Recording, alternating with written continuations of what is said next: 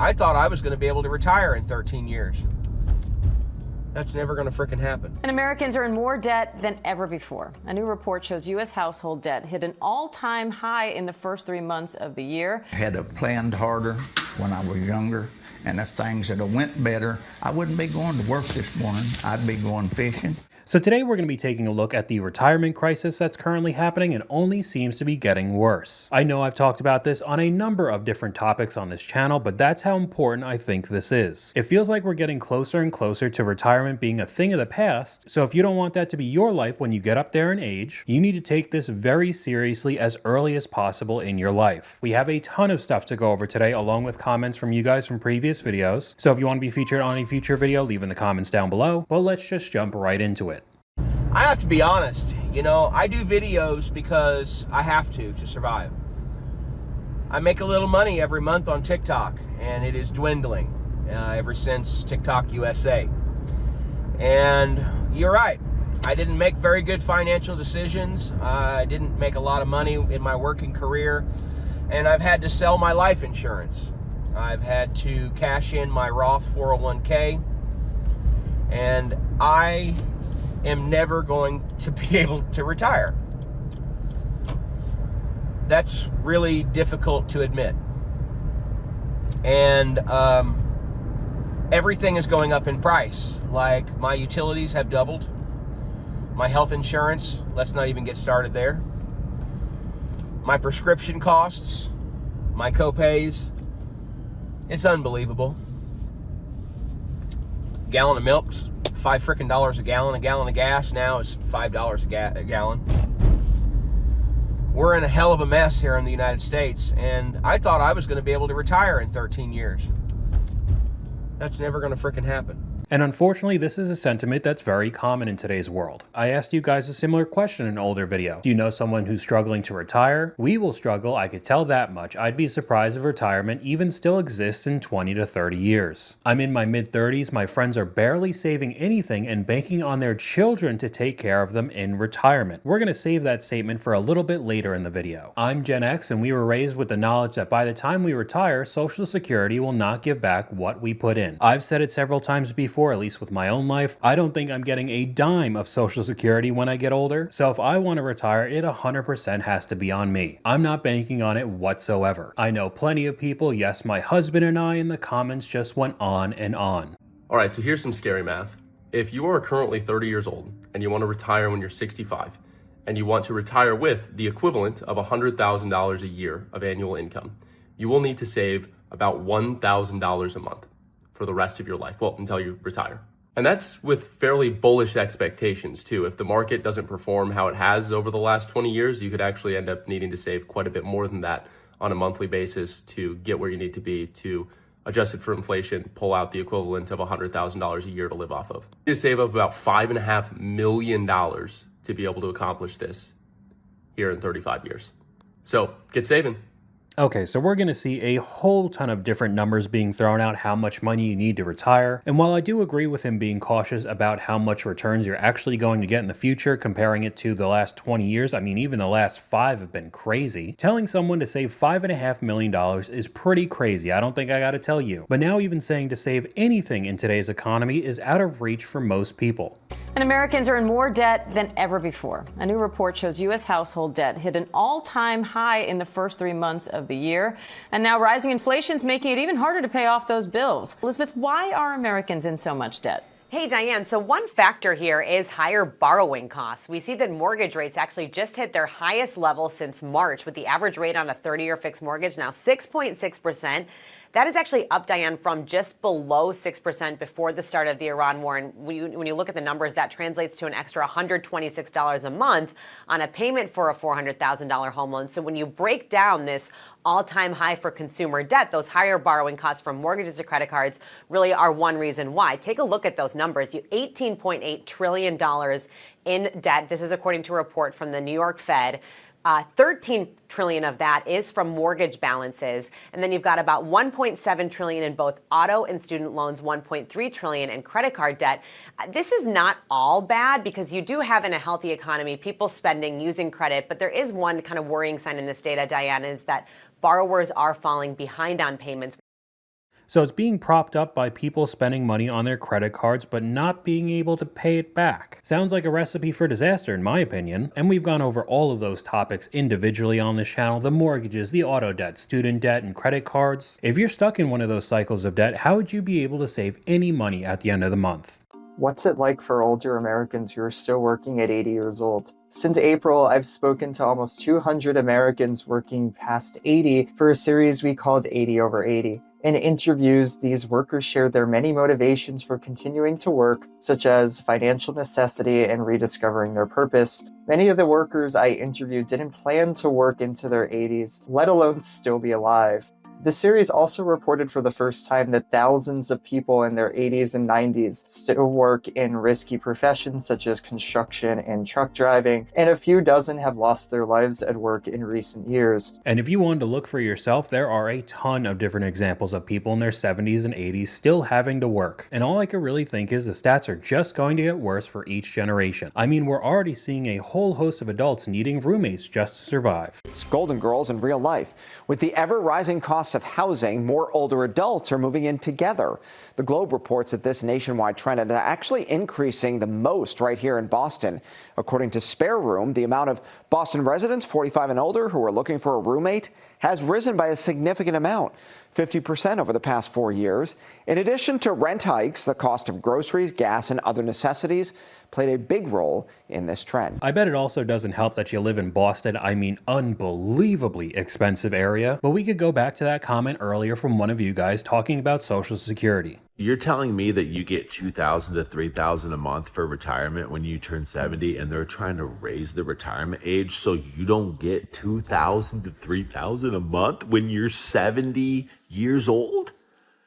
Dude, do you know how much that is right now in this economy? $2,000 to $3,000 a month could pay somebody's like part of their mortgage. If you retire early too, they take away 30%. So if like you retire when you're like 62, you get like 70%, only 70% of your Social Security checks. So you'd only get like, $1,300 or something. When they talk about raising the retirement age, they're talking about taking money away from people over 70. That's what they're talking about. And going right over to the comments, they want us to die before collecting. And at the rate we're going, by the time we reach 70, $2,000 will be worth like $10. And we got a comment from you guys right here. I knew a woman in her 70s who worked in the front desk at a gym every weekday morning. She told me it made her just enough money to cover what Social Security didn't in retirement. One time she was sick and had to miss a few mornings, and when she came back, she was freaking out about paying bills. It made me so sad. And like I said, when you start seeing more of the retirement data, this story is going to be a lot more common. The American dream is done for. This is the latest 401k data from CNBC, and there's no way anybody can live off this money for their retirement. Everything's way too expensive. At this point, I think everyone's just got to work forever. So going over to that data they showed, we could see the average 401k balance going all the way to the bottom, 65 and up, was almost $300,000. However, when you go to the median 401k balance, it's under 100. So clearly the average gets skewed quite a bit by some people making a lot more money, and there's no other way to say it, but $100,000 is not enough to live out your retirement. What do you think about retirement? Is retirement even something that's going to happen for a lot of people? I think a lot of people thought they were going to be able to retire until inflation started going crazy, and it's probably not even done. Inflation is just out of control. I don't even think they show us what real inflation is, because the cost of living is just outrageous. Like, I don't even understand how people afford apartments these days. My mortgage is about $640, and then for the year, I pay about $2,000 in taxes. But if my property value gets reassessed, those taxes are probably going to more than double. And my mortgage is really low, but there's people out there that are paying for the house I have, which is 4 bedrooms. I think a house like this would probably go for about $2,500 around my area. I don't understand how people are affording to pay rents like this. And he was just talking about renting. If you want to own that same property, have the American dream, that $2,500 a month is the bare minimum. You're going to need to make a sizable income to be able to put extra money away for retirement down the road. But let's go back to another one of the earlier comments from you guys, saying that they had a whole bunch of friends who didn't save anything for retirement. They were just hoping their children would take care of them. My dad's almost 60, and I realized that he doesn't even have a retirement account or a will set up. No one ever taught him this stuff. He came here as an immigrant, and he worked his ass off, and he figured that working forever was the plan. And now that I'm getting older, I'm thinking, what's gonna happen to my pops? Like, how is he going to retire? He doesn't have a pension. He doesn't have a 401k. He doesn't have a Roth IRA. He doesn't have a trust. He doesn't have plans for the house, nothing. I know I'm not the only first generation kid that's in this spot. So I've been trying to learn everything that I can to help parents like mine retire even when it feels too late. And going straight over to the comments, we are their retirement plan. The creator responds, facts, a lot of immigrant parents see it this way. This stresses me out every day. I feel you. A lot of us carry that same stress. And you are his plan. Be ready. But my thought is, if the younger generation is already struggling way more just out of the gate, the job market is terrible. Most people have a ton of student debt. Houses are unaffordable. Car payments are $750 a month on average now. You could add on the declining birthing rates as well because of how expensive it is to raise a kid. How are you also expected to be able to afford to take care of your parents as well? I just don't know how it's going to happen. Man, talking investing with your Latino family, especially the OGs, is something else. Like, they'll be cool with spending money on a barbecue, $400, $500. They're cool with sending money to their country, which is cool, right? Like, you're helping your own people, that's fine. They're cool with spending money elsewhere.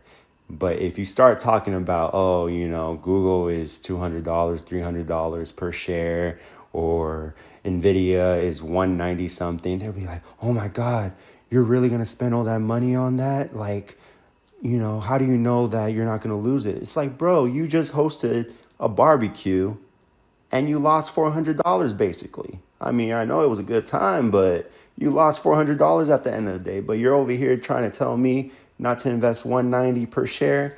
Man, you gotta be, But some people's argument when it comes to this is living the good life now. They want to have the barbecues all the time, even though they're losing thousands at the end of the day, and they'll just worry about the future later. However, it comes a lot faster than you think. We got another comment from you guys here. My mother-in-law is the exact same way. When my husband and I discussed saving for retirement, she got mad at us and said that we were depriving our children of a good life by not spending the money now. Her retirement planning was to die young. How many times have we heard that? Now she's upset if we mention the die young plan, but she can't afford Christmas presents. That's people's answers for so many different issues. All the credit card debts, the luxury car payments, going on vacation when you can't afford it, the designer clothes, eating out all the time. I don't know how long I have on this earth. I'm just gonna live for right now. I might die young. And while yes, that could happen, it's not impossible. Statistically, people are living longer than ever before. If you want to bring in the younger generations as well, typically they're more health conscious, eating healthier, more exercise, so you'd probably live even longer on top of it. This kind of excuse to me is just really irresponsible. How much do you have saved for retirement? I think I have around now about 15K, not a lot. What is your wealth plan? What's your investing goal? Well, I mean, I would hope to at least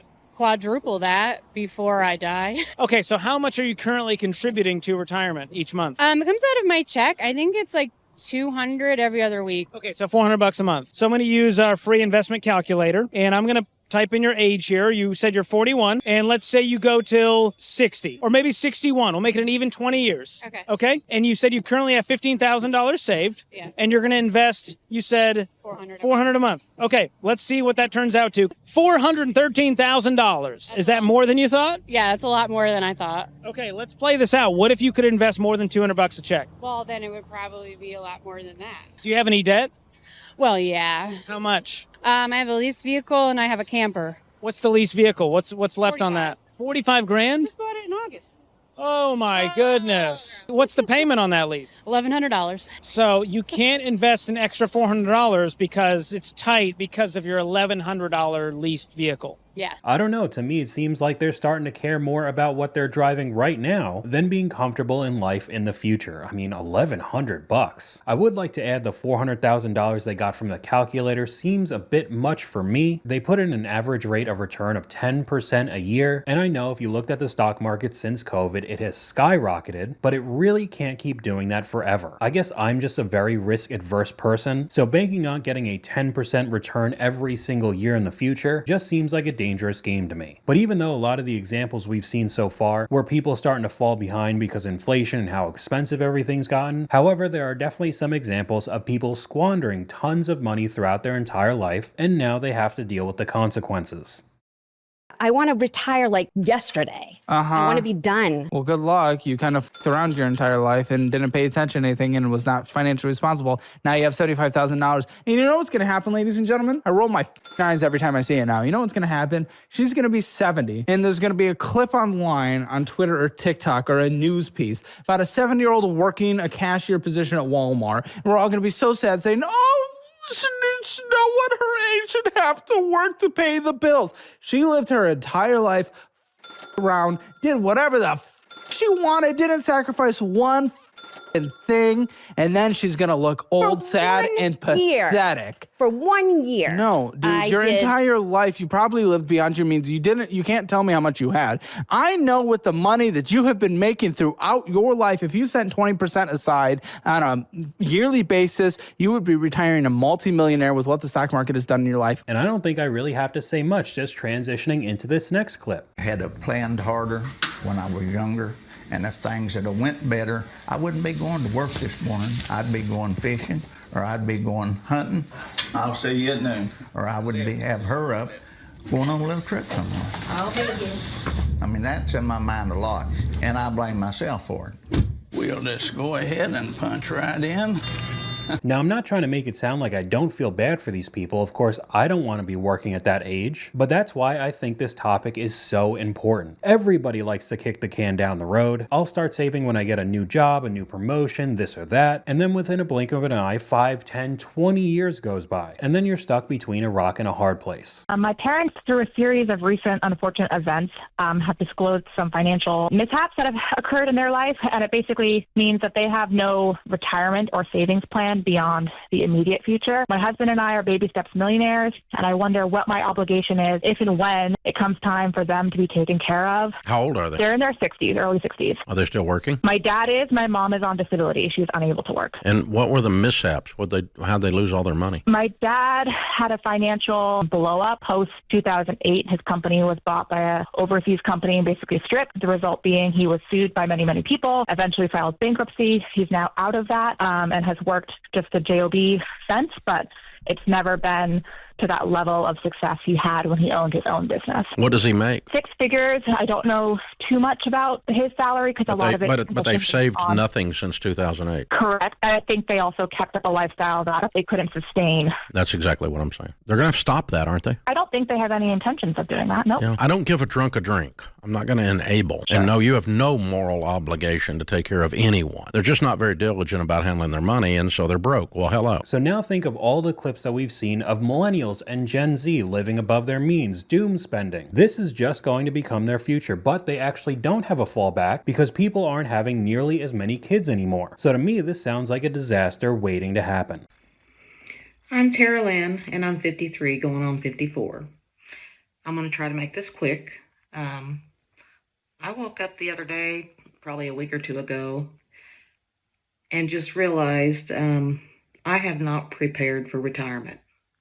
Even though I work full-time, I've worked my whole life. I started doing some work when I was 14 and 15 years old. Started cleaning motel rooms for minimum wage back when it was like $3 and something an hour.